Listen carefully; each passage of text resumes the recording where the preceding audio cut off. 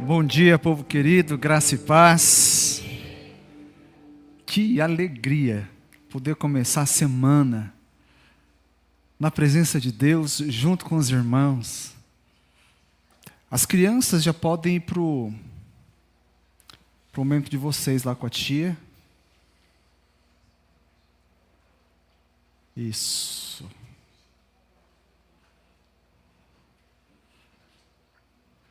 Louvado seja Deus pelas crianças da igreja, né? Igreja que tem criança tem futuro. Tem futuro. Muito bem, abra sua Bíblia, a gente vai dar sequência na nossa série em Juízes. Hoje, capítulo 3, a partir do versículo 12. Juízes 3, 12 em diante, diz aqui a palavra de Deus. Mais uma vez, os israelitas fizeram o que o Senhor reprova, e por isso o Senhor deu a Eglon, rei de Moabe, poder sobre Israel. Conseguindo uma aliança com os amonitas e os amalecitas, Eglon veio e derrotou Israel e conquistou a cidade das palmeiras. Os israelitas ficaram sob o domínio de Eglon, rei de Moabe, durante 18 anos. Novamente, os israelitas clamaram ao Senhor, que lhes deu um libertador chamado Eude, homem canhoto, filho do benjamita Gera. Os israelitas o enviaram com o pagamento de tributos a Eglon, rei de Moabe. Eude havia feito uma espada de 2 gumes de 45 centímetros de comprimento e a tinha amarrado na coxa direita debaixo da roupa. Ele entregou o tributo a Eglon, rei de Moabe, homem muito gordo. Em seguida, Eude mandou embora os carregadores.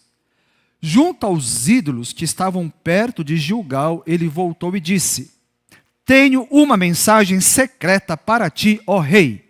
O rei respondeu: Calado. E todos os seus auxiliares saíram de sua presença. Eude aproximou-se do rei, que estava sentado sozinho na sala superior do palácio de verão, e repetiu: Tenho uma mensagem de Deus para ti. Quando o rei se levantou do trono, Eude estendeu a mão esquerda, apanhou a espada de sua coxa direita e cravou-a na barriga do rei. Até o cabo penetrou com a lâmina. E, como não tirou a espada, a gordura se fechou sobre ela. Então Eude saiu para o pórtico, depois de fechar e trancar as portas da sala atrás de si. Depois que ele saiu, vieram os servos e encontraram trancadas as portas da sala superior e disseram: Ele deve estar fazendo suas necessidades em seu cômodo privativo. Cansaram-se de esperar e, como ele não abria a porta da sala, pegaram a chave e abriram. E lá estava o seu senhor caído no chão, morto. Enquanto esperavam, Eude escapou, passou pelos ídolos e fugiu para Seirá. Quando chegou, tocou a trombeta nos montes de Efraim e os israelitas desceram dos montes com ele à sua frente. Sigam-me, ordenou. Pois o Senhor entregou Moabe, o inimigo de vocês, em suas mãos. Eles o seguiram, tomaram posse do lugar de passagem do Jordão que levava a Moabe e não deixaram ninguém atravessar o rio. Naquela ocasião, mataram cerca de 10.000 moabitas. Todos eles fortes e vigorosos, nenhum só homem escapou. Naquele dia, Moabe foi subjugado por Israel e a terra teve paz durante 80 anos. Pai bendito, estamos na tua presença e nós te pedimos, abençoa-nos através da revelação da tua palavra, em nome de Jesus. Amém. Semana passada, o pastor Daisk, ele iniciou a série em Juízes. Ele apresentou para nós o primeiro libertador dessa época, chamada Otoniel. Otoniel foi um homem que Deus levantou para libertar Israel do domínio de um homem chamado Cushan-Risataim. Quem for ter filho, por favor, não coloque o nome desse. Cuxã Risataim, rei da Mesopotâmia. E depois que libertou, o povo desfrutou, né, de um tempo. E essa narrativa do ciclo de Otoniel como juiz termina como toda boa história, se você for do meu time. História boa tem que ter final feliz ou não? Eu não suporto filme japonês. Você começa chorando, termina em depressão. Porque ele consegue piorar o que estava ruim. Mas aqui não. Aqui termina bem. Olha só como é que ele fala lá no capítulo 3, versículo 11, da semana passada. E a terra teve paz. É uma outra maneira, né? A maneira bíblica de dizer como as histórias que eu e você tanto gostamos, né? E então a Branca de Neve casa com o príncipe e viveram para sempre. Né? É o sonho de todo mundo aqui. Né? A Julie sonha em casar e ser feliz para sempre com o príncipe dela. E Deus se realize seu sonho, Julie. Toma posse. Só que eles viveram em paz, foram felizes, mas não para sempre. Essa aqui é a parte triste do livro de Juízes. Esse é um tempo de 350 anos. Desde quando Josué introduz o povo à terra prometida e eles vão tomando posse. Porque Deus deu, mas tinha inquilino ali. Eles tinham que tirar os inquilinos até dominar Israel.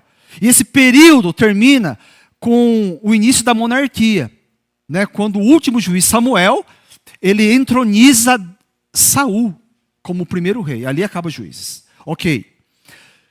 Todos os 13 juízes viveram esse ciclo descendente, como o Dai falou. Eles se afastavam de Deus, Deus vinha com juízo, o povo sofria, o povo então clamava a Deus, Deus tinha misericórdia, levantava um libertador, libertava o povo, então eles desfrutavam de um tempo de paz. Mas não para sempre, porque eles tornavam a se afastar de Deus.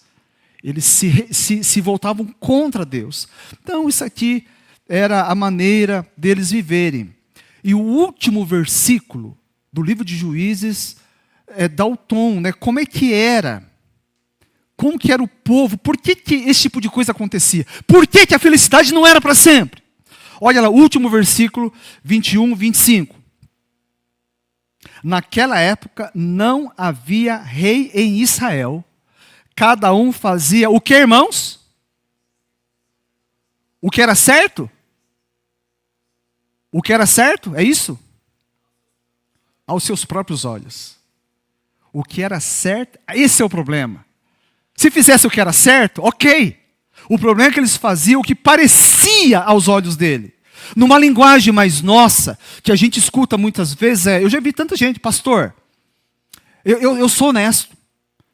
Eu só faço aquilo que meu coração manda. Não é? Numa linguagem popular é essa aí. Eles faziam o que o coração mandava. O que o coração desejava. Isso é fazer o que parece certo. E esse foi o grande problema na vida deles. Todas as narrativas, aqui em Juízes, pintam esse quadro. Né? Mais do que convincente de que seguir o próprio coração é uma tremenda roubada. Quem vive seguindo apenas aquilo que o coração manda, vai experimentar em algum momento, no meio do caminho, no fim, sofrimento, isso é inevitável. E o povo teve que clamar,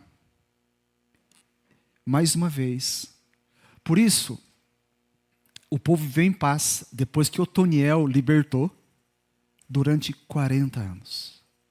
Ao final desses 40 anos, eles tornaram a se afastar de Deus, a sofrer. E mais uma vez eles fizeram o quê? Clamaram a Deus.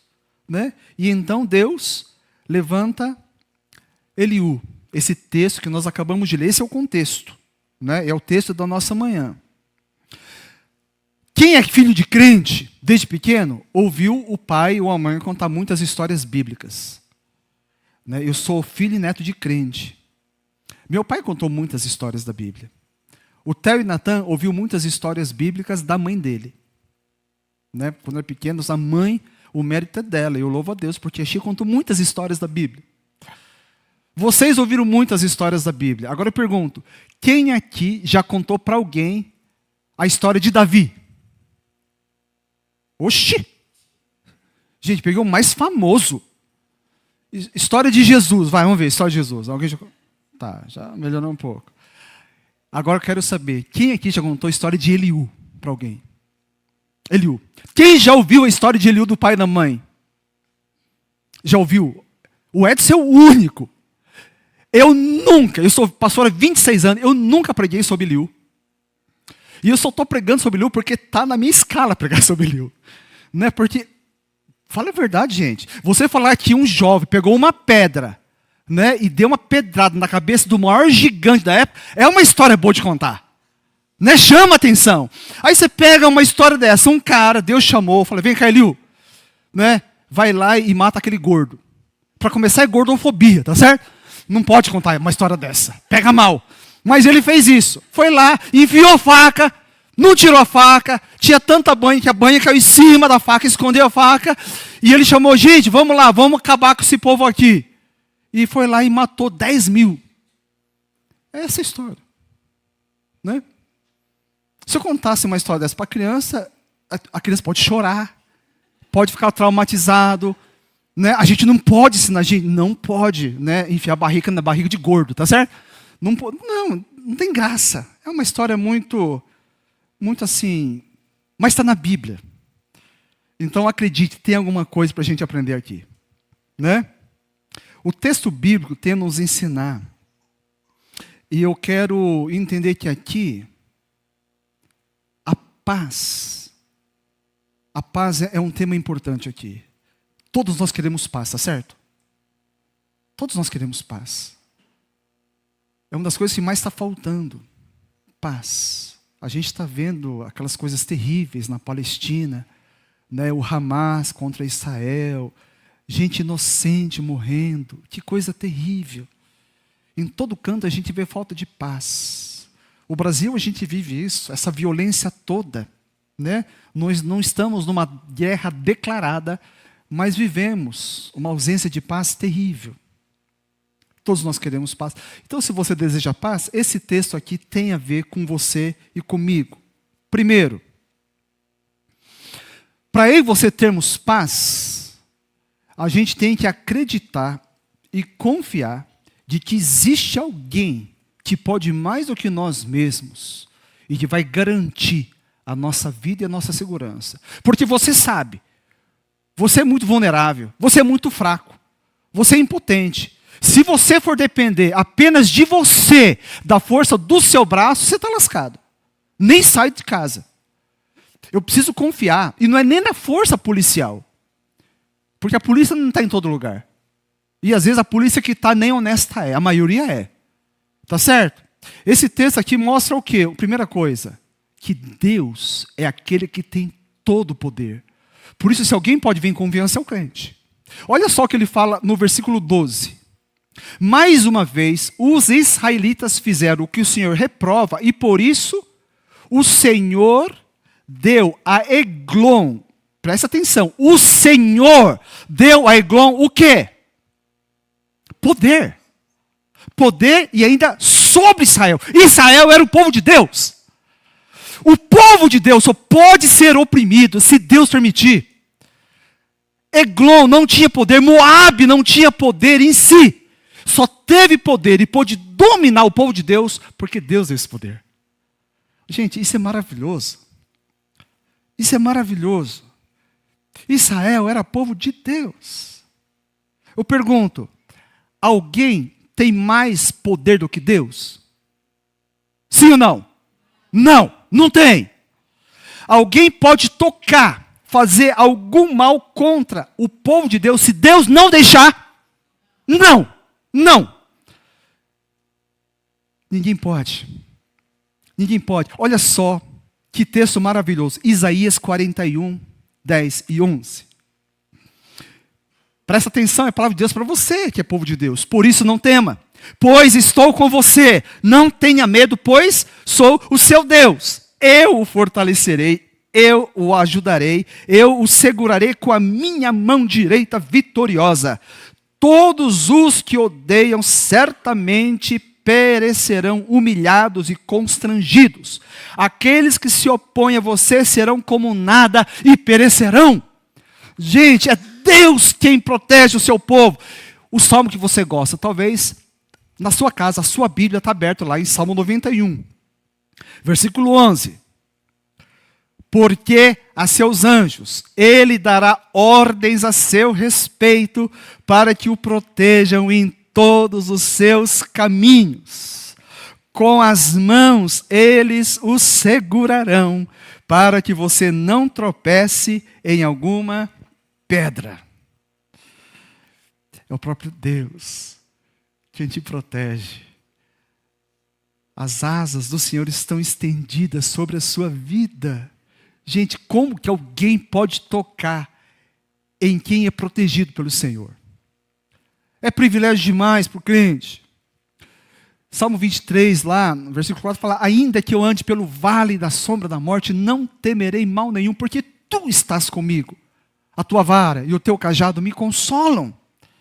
Essa é a realidade e a condição do povo de Deus. Você faz parte desse povo?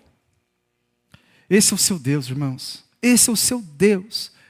Ele te cuida com a sua mão poderosa. Você pode dar o seu glória a Deus ou não? Agora, mas o mesmo Deus que protege a sua e a minha vida com poder, Ele pode tirar esse poder protetor para se transformar num poder de juízo. É o que Deus fez através de Eglon, rei de Moabe. No momento que o povo desviou, Deus demonstra o seu amor, mas que coisa estranha, né? Como um Deus que ama permite que uma nação inimiga venha oprimir o seu próprio povo? Porque o povo estava andando longe de Deus. O povo estava na loucura de fazer aquilo que dava no próprio coração. Deus tinha que despertar, chacoalhar, falar assim: acorda, povo! Era a maneira de Deus gritar. Muitas vezes o juízo de Deus na nossa vida é um grito de Deus, de amor, nos chamando à sensatez, quando a gente está cometendo loucuras. Se é bom ser protegido por Deus, se é bom e tranquilizador estar debaixo da proteção de Deus, o contrário é verdadeiro. Veja lá o que diz Hebreus 10:31, os homens podem ler.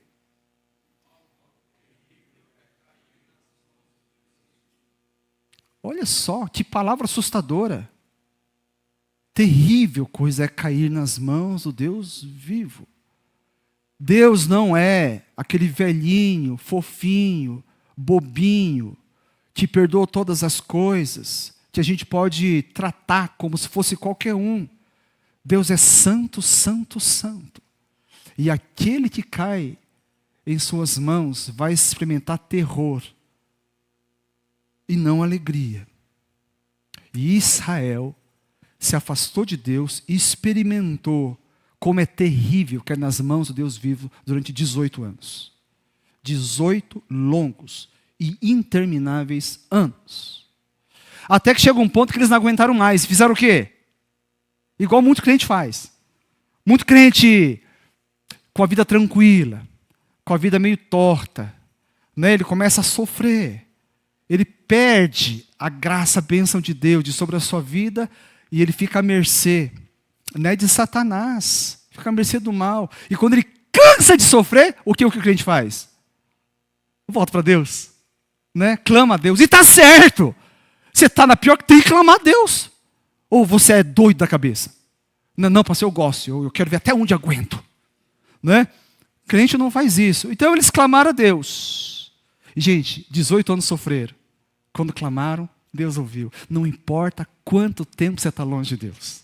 Não importa o quanto você se afundou no pecado. Não importa. Se você se voltar e clamar a Deus, Deus é cheio de misericórdia. Mas tem que chegar do jeito certo. Tem que chegar do jeito certo. E Tiago ensina como esse jeito certo. Vamos lá, capítulo 4, versículo 8.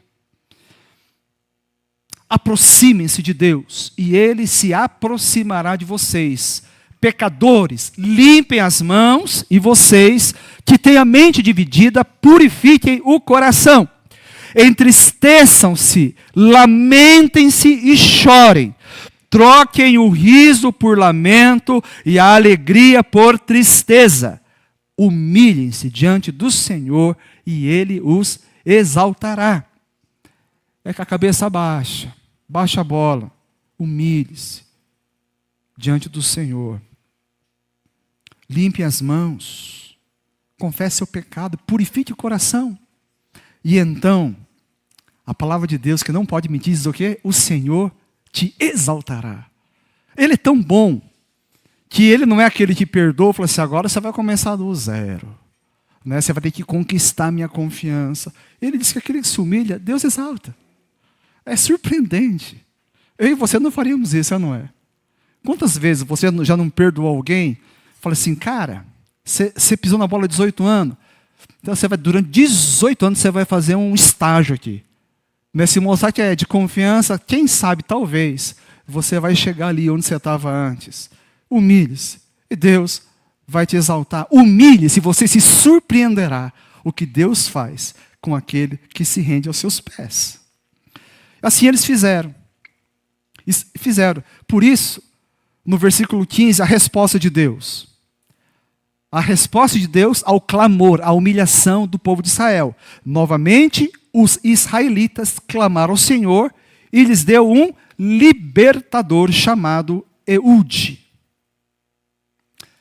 Assim como um dia Deus deu poder para Eglon, agora Deus retira esse poder das mãos de Eglon e dá para quem? Para Eude. Eude ia libertar. Né?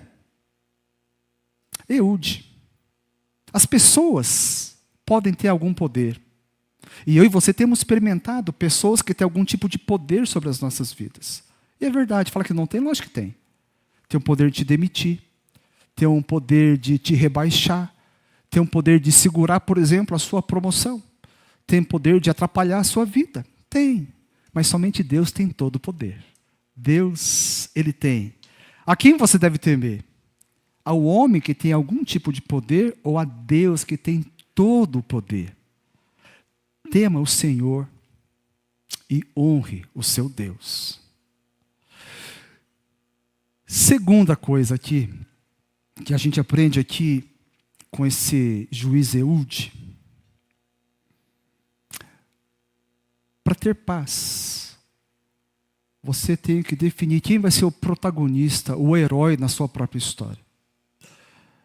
E aqui a gente vê que Eude, mesmo ele tendo aquela experiência fantástica, ele matou o cabeça dos moabitas, o rei, né, Eglon. Depois que ele faz aquilo, ele pôde bater no peito, né? Eu assisto jogo de futebol e eu vejo duas manifestações assim opostas. Tem aqueles que fazem gol. Palmeirense, né, você? Palmeirense. Ele não está feliz ultimamente, né? Glória a Deus. De vez em quando eu gosto que Palmeiras às vezes vá bem só para ver o José feliz, coitado. Né? Porque não é fácil, né? Palmeirense ser feliz. Então, aproveita. Né? Não vai durar 40 anos de paz. Mas faz gol, o que eles fazem? Né? Começa a fazer assim. Começa a plantar o botão. Né? Começa a achar o bom. Esse aqui é um normal. Muita gente faz. Orgulho da camisa. Agora, tem aqueles. E tem aumentado esse tipo de gente. Quando faz um gol, uma jogada muito boa, eles pegam, aponta para o céu, não é? Eles apontam para o céu. Gente, eu acho isso fantástico. É mais ou menos isso que ele faz no versículo 28. Olha o que ele diz. Sigam-me, ordenou Eude. Mas olha o que ele fala. Pois o Senhor entregou Moabe, o inimigo de vocês, em suas mãos. Vocês vão me seguir. Mas foi o Senhor que entregou. Ele reconhecia quem era o herói, o protagonista na própria vida e história. Gente, isso é muito libertador. Porque aí você sabemos do que a gente é capaz. É muito pouco, não é? Se eu e você formos honestos, a gente pode muito pouco. Mas quando você sabe, alguém que pode todas as coisas, e reconhece que tudo aquilo que você conquistou até hoje é graças a Ele. Gente, isso é muito bom. Porque eu não preciso. Eu não preciso bancar essa minha posição. Porque a gente sabe que uma luta difícil para qualquer atleta é chegar à posição de primeiro, não é? Agora, uma luta mais difícil é se manter em primeiro. É muito mais difícil. É muito mais difícil. Manter ali. Se eu tive outras vitórias, eu sei que foi Deus quem ganhou por mim, conquistou por mim, eu não preciso ficar preocupado que as próximas também Ele continuará sendo. Aquele que esteve no controle até agora, permanecerá no controle. Eude sabia quem estava por trás da vitória dele, também quem ia à frente. E ele fez questão de afirmar, falar: ei, não sou eu. Não tem nada a ver comigo. É o Senhor. É o Senhor, o Deus de vocês. É Ele quem deu essa vitória. Toda glória e honra tem que ser dada para o Senhor. Que coisa fantástica. Reconhecer o agir de Deus. Tem muito crente que faz isso no final de ano. Você faz um balanço, vê as coisas bacanas que você conquistou ao longo do ano. E você fala assim: graças a Deus. Graças a Deus. Ah, pastor, mas eu trabalhei, eu que fiz. Quem te deu a sua saúde? Quem sustentou o seu batimento cardíaco? Quem te deu condições de ter emprego? Quem te capacitou com inteligência? Quem te ajudou na sua performance? Não foi Deus? Eude era um cara que ele sabia quem era. Mas mais importante, ele sabia quem era o seu Deus. Você sabe quem é o seu Deus? Eliú apenas matou o rei. Ele tinha um exército inteiro, lembra? Ele só matou lá o rei, mas tinha um exército inteiro. E o exército moabita era mais numeroso, era mais poderoso. Era um desafio tremendo. Mas ele sabia. Assim como foi Deus quem permitiu matar aquele rei, o resto é conversa. É só consequência. O poder já tinha sido tirado da mão de Eglon. Deus tinha dado, Deus tinha tirado. Ele sabia disso. Saber que Deus estava com ele bastava. Presta atenção, quando Deus está com você, lembre-se, você e Deus são maioria. Isso é bom, não é? Quando você está com Deus, você está do lado mais forte. Fala para a pessoa do outro lado: você está do lado mais forte. Eu estou acreditando que Ele está do lado de Deus. Quando você está com Deus, antes de começar, você já venceu. A história já tem um fim. Quando você está com Deus. Quando você está com Deus, você pode ser uma pessoa simples. Ele não era simples, gente. Você pode ser uma pessoa fraca. Ele não era como Sansão, o homem mais forte da Bíblia. Você pode não ser muito inteligente como Salomão foi. Você pode não ser um estrategista como foi Davi. Você pode não ter um exército numeroso, não tem problema. Porque o herói na Bíblia sempre é o Senhor. Você está muito bem acompanhado se estiver com o Senhor. Em terceiro lugar, para você ter paz, mas aqui para você manter essa paz. Lembra que ele sempre vivia esse ciclo. Tinha paz, afastava, perdia a paz, sofria, clamava, voltava a ter paz. E esse ciclo insano, a gente não pode ficar nessa roda de morte. O temor de Deus é fundamental para você ter paz e sustentar essa paz. Olha só, quando eu estava estudando todos os ciclos dos juízes, e a gente vê uma coisa interessante. O tempo de paz, aqueles que viveram um tempo maior, foi de 40 anos. Alguns menos. 40 anos. 40 anos, na Bíblia, a gente entende como o período de uma geração. Então dá para entender o quê? Vamos supor que a gente está vivendo um tempo, né, de afastamento, a gente clama a Deus, Deus nos visita, e Deus levanta o pastor Mateus para ser o juiz aqui. E o pastor Mateus nos conduz de volta para Deus, e a gente vê o sofrimento e vê o momento de bênção, de paz. Todos nós vivemos isso. Então a gente fala: caramba, a gente não quer voltar. Toda essa geração aqui se mantém junto com Deus. 40 anos. Só que depois desses 40, uma nova geração surge. Os pequenininhos que não viram nada disso, começam a ocupar lugar de posição. Esses que chegaram depois se afastaram de Deus. Esses que chegaram depois, eles não tiveram experiência do livramento e da bondade de Deus. Agora veja lá. Esse negócio de o povo temer a Deus, andar nos caminhos de Deus, porque naquele último versículo a gente vê, naquele tempo não havia rei sobre Israel, ou seja, não tinha liderança. Cada um fazia o que o coração mandava. Alguém pode falar, mas eles não têm culpa, porque eles não tinham rei. Não tinham rei, é verdade. Mas eles tinham a palavra. Israel, o útero de Israel foi o Egito, quando eles foram escravos. Deus liberta o povo de Israel do Egito, e durante 40 anos eles estão no deserto, eles estão saindo ali. Deus está forjando o seu povo. Logo no início, no deserto, antes de entrar na terra prometida, na época dos juízes, ali, Deus já estava mostrando para eles o que eles tinham que fazer, como tinham que viver, para que vivessem em paz e fossem abençoados. Então, o povo aqui, no tempo dos juízes, já tinha acesso a essa palavra. E eu vou ler para vocês. Deuteronômio capítulo 7. Veja lá.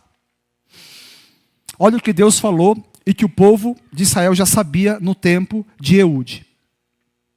Obedeçam, pois, a lei, isto é, aos decretos e às ordenanças que hoje ordeno a vocês. Se vocês obedecerem a essas ordenanças, as guardarem, as cumprirem, então o Senhor, o seu Deus, manterá com vocês a aliança e a bondade que prometeu sob juramento aos seus antepassados. Ele os amará, os abençoará e fará com que vocês se multipliquem. Ele abençoará os seus filhos e os frutos da sua terra, o cereal, o vinho novo e o azeite, as crias das vacas e das ovelhas, na terra que aos seus antepassados jurou dar a vocês. Vocês serão mais abençoados do que qualquer outro povo. Nenhum dos seus homens ou mulheres será estéril, nem mesmo os animais do seu rebanho. O Senhor os guardará de todas as doenças. Não infligirá a vocês as doenças terríveis que, como sabem, atingiram o Egito, mas as infligirá a todos os seus inimigos. Queridos, toda aquela geração que viveu com o juiz anterior, Otoniel, experimentou isso aqui, a bênção da paz. A bênção da paz. Porque eles se mantiveram fiéis ao Senhor, conheciam a palavra de Deus. Como eu falei, a primeira geração sai, a próxima entra em cena. Por quê? Estava tudo bem. A próxima geração deixa de andar. Certamente eles viram como é que os pais andavam. Eles viram, viviam com os pais. Ninguém nasce de repente, fica adulto de repente. Por quê?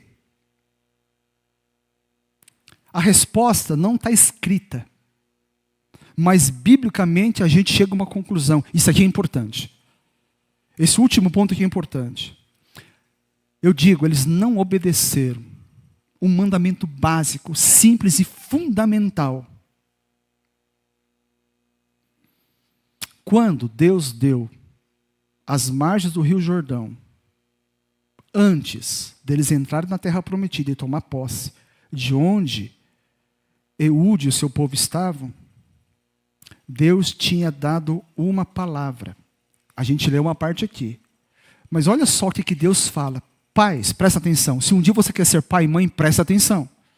Deuteronômio capítulo 6, versículo 7. O contexto é esse, todo esse mandamento de Deus, ele vai falando. E aí no versículo 7, olha o que Deus fala. Ensine-as. Está falando da lei de Deus, da palavra de Deus. Com persistência a seus filhos. Converse sobre elas quando estiver sentado em casa, quando estiver andando pelo caminho, quando se deitar e quando se levantar. Amarre-as como um sinal nos braços e prendas na testa.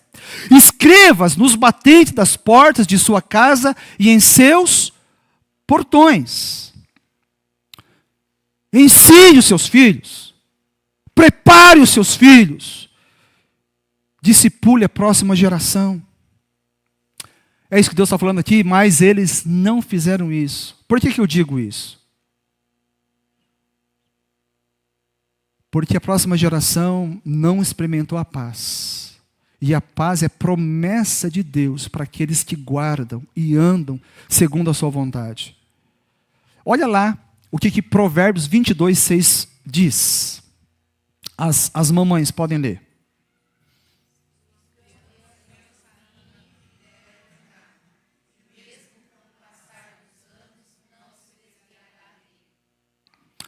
Palavra de Deus. Bom, vamos fazer um parênteses aqui. O livro de Provérbios não são absolutos, né? São máximas. São máximas. São regras, mas tem exceções, né? A gente tem que entender isso. É certo que há filhos que se desviam. Todo mundo conhece alguém que se desviou, mas é exceção. Vocês vão de convir que se a palavra de Deus fala que ensine o caminho que deve andar, até depois de velho não vai desviar, a maioria, pelo menos, vai se manter. Vai se manter. Um ou outro pode se desviar. Aqui a palavra de Deus diz que todos eles caíram sob o juízo de Deus. Significa o quê? Que os pais falharam na principal missão de qualquer pai e mãe.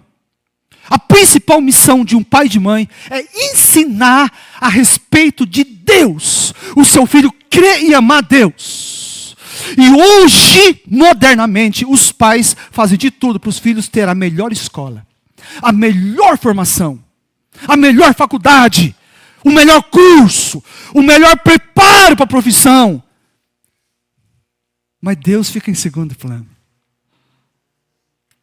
Deus, se tiver tempo, pastor, está cansado, estudou muito a semana inteira. O pai já está mostrando o que é importante. Os filhos já não vão mais para a igreja, porque faz exatamente aquilo que eles faziam, o que dava, o que achava certo. O filho fala, não, eu não quero ir. Tudo os pais decidem. Come-se brócolis. Eu não gosto, eu falo, não interessa, eu mando, você come. Por quê? Você quer o melhor para ele? É ou não é? Tem que ter vitaminas, tem que ter nutrientes. Eu não quero ir para a escola, vai para a escola sim. Né? Eu não estou querendo filho para ser burro, vai para a escola. E tudo o pai manda. Agora, as coisas de Deus, não manda. Agora, alguns pais realmente não devem mandar, sabe por quê? Porque não tem autoridade. Porque o pai não pode falar assim, vai para a igreja, porque ele mesmo não vai. O pai não pode falar assim, lê a Bíblia, porque ele não lê. Faça a vontade de Deus, porque ele não faz. Então, primeira coisa, o pai e a mãe que vivem assim, tem que ter mais temor. Leve Deus a sério. Temor de Deus, numa palavra para quem não entende que é temor de Deus, é levar Deus a sério. É isso que tem que ser feito.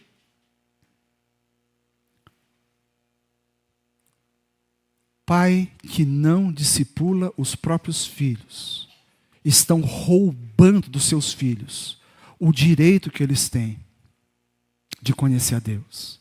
Roubando a possibilidade dos filhos de conhecer Deus e poder amar esse Deus. Se você acertar em tudo, pai e mãe, e errar nisso, você cometeu o pior dos erros. O pior dos erros. O que adianta o homem ganhar o mundo inteiro e perder a sua alma? Os filhos precisam de referência. A referência dos seus filhos não pode ser um youtuber. Não pode ser um tiktoker desmiolado qualquer. A referência dos filhos deve ser o pai e a mãe. Eles têm que aprender conosco como se toma uma decisão na vida. Eles precisam aprender conosco como é amar a Deus, obedecer a Deus. Meus filhos, o Theo e o Natan, nunca, mas nunca mesmo, eles foram ensinados que deviam fazer isso ou aquilo porque eram filhos de Deus. Eu e a Chia jamais fizemos isso e nunca permitimos, quando eram pequenos, que a igreja os oprimisse. Você é filho de pastor, tem que falar, não. Eles são filhos de Joel e da Chia. Eu ensinava assim. Falei assim, filho, você faça isso, porque isso é a vontade de Deus.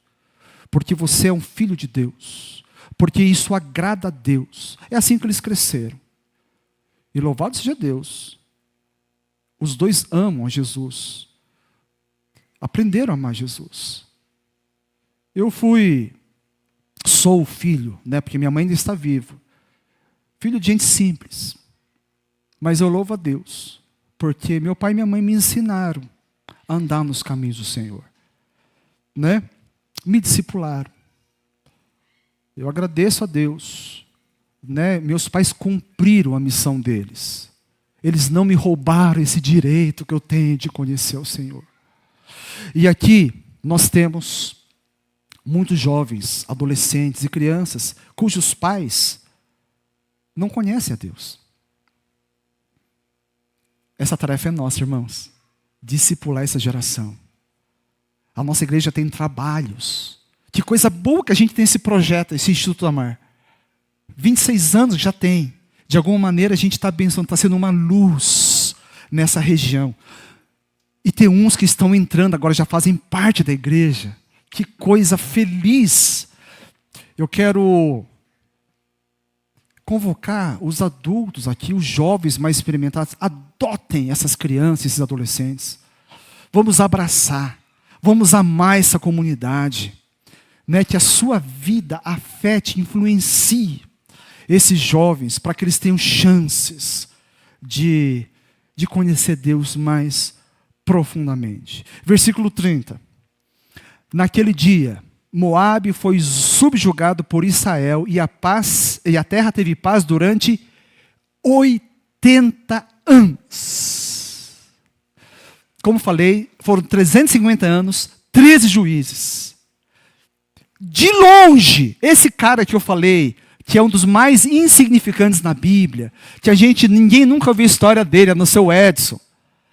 Esse cara, sozinho, ele foi responsável por mais de 1/5 de todo o período do juízo de paz. Ele sozinho, o período dele, teve o dobro de paz do segundo período que mais teve paz. 80 anos. Eu quero dizer que foi o único ciclo em que a primeira geração cumpriu o seu dever de ensinar a próxima geração.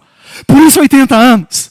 É o único que cumpriu aquilo que Deus fala em Deuteronômio 6. Você vai ensinar o seu filho, sentado, andando, levantando, dentro de casa, fora de casa, em todo lugar. Por isso, aquele povo, a segunda geração, andou na presença de Deus, e a paz não durou só 40 anos, mas 80 anos.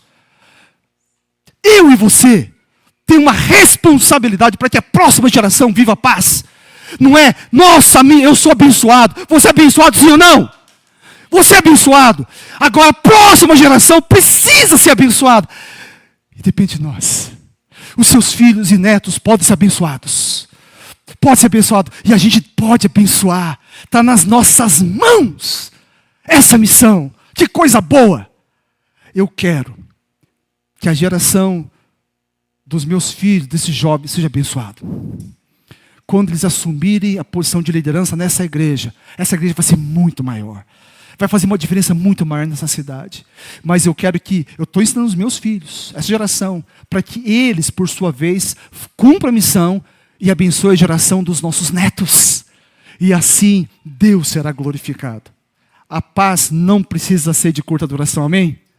A paz pode ser vivida hoje. E pelas próximas gerações, eu devo temer a Deus. Mas ensinar a próxima geração a temer a Deus também. Curva sua cabeça. Em nome de Jesus. Aleluias. Eu não sei qual a realidade sua nessa manhã. Talvez você é alguém que está sentado aqui, mas tem andado tão longe de Deus. E você tem experimentado essa fase primeira, de estar longe de Deus e sofrer as consequências disso. Não precisa nem sofrer na pele, mas na sua alma você sabe Você perdeu o brilho da vida. Porque é impossível ter o brilho da vida longe do autor da vida. Clame ao Senhor, arrependa-se em nome de Jesus, volte para Ele hoje. Hoje é o tempo de você voltar para o Senhor, de clamar. Humilhe-se sobre a poderosa mão de Deus e Ele te exaltará. É a promessa daquele que não pode mentir. Reconheça Deus como o grande herói da sua vida. Glorifique a Deus pelas conquistas, pelas bênçãos, pelos livramentos. Não bata no peito, mas faça como jogadores de futebol. Aponte para o alto e diga: Senhor, eu sei, eu participei, mas o Senhor foi arquiteto disso tudo. E finalmente, sustente temor de Deus no seu coração. E não se contente com isso. Abençoe as gerações que estão seguindo seus passos. Pai Santo, em nome de Jesus, nós te louvamos nessa manhã, porque a nossa história não é diferente da do tempo dos juízes. Quantas vezes, se não como um todo, individualmente, viramos as costas, seguimos aquilo que a gente mesmo achava o certo, andamos segundo o curso deste mundo, de acordo com o nosso próprio coração. E toda vez que nos voltamos arrependidos a Ti, o Senhor nos acolheu, o Senhor nos exaltou. Queremos aprender, Senhor, aliás, nós queremos sair deste ciclo maluco, insano, e andar na Tua presença, a sustentar temor de Deus no coração. Ó Deus, porque o Senhor é o nosso Deus, nós o elegemos como nosso Senhor e Deus, e porque nós já aprendemos, se tem algo abençoador nessa vida, é servir ao Senhor e andar nos Teus caminhos. Mas sabemos que a responsabilidade não acaba aqui. Abra os nossos olhos para aqueles que estão meio desorientados, necessitados de alguém que os adote, para que sejamos mentores espirituais, guias daqueles que ainda estão engatinhando na fé. Ó Deus, o Senhor tem mandado tantos jovens e adolescentes dessa comunidade, onde nós estamos plantados. Sabemos que é o Senhor que mandou, e pesa sobre nós a responsabilidade de discipular essa geração, e nós queremos fazer isso. Ó Deus, para que haja esperança, para que haja transformação, para que assim cumpramos a Tua vontade, para que assim abençoamos essa terra e o Seu nome seja honrado. A igreja é Tua e nós vamos seguir aquele que é o pastor dessa igreja, Jesus Cristo. O Senhor é o nosso guia e líder. Continua a nos conduzir. Abençoa o Seu povo. Oramos em nome de Jesus. Amém.